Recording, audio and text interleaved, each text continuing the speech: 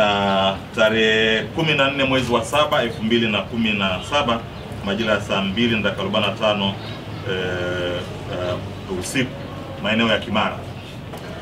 Tulipata taarifa kuhusiana na watu wanafanya biashara ya meno ya tembo. Kwa hiyo tukafanya mtego mzuri sana, kwa hiyo tuweza kufanikiwa kuwakamata watu wawili ambao sitawataja, wakiwa na meno mawili ya tembo. Kwa hiyo upelelezi unafanyika kujua wameyapata wapi, ingawa wanasema wao ni wazoefu wa kufanya biashara, lakini lazima tuende mbali zaidi kujua soko la hizi government trophies iko wapi. Ndugu waandishi wa habari, bado tunaendelea na operation dhidi ya konyagi, hivi viroba na konyagi bandia na vinywaji vyote ambavyo chakula ambavyo vimepita wakati wake.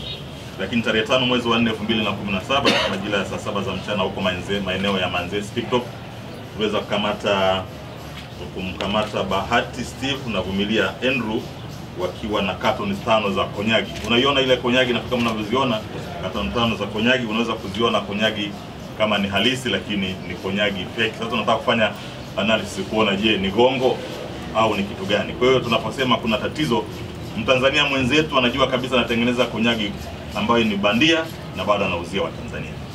Uone namna gani binadamu tulivyo na roho ya ajabu sana. Huwezi kujua hili gongo, hiyo konyagi fake atakunywa nani.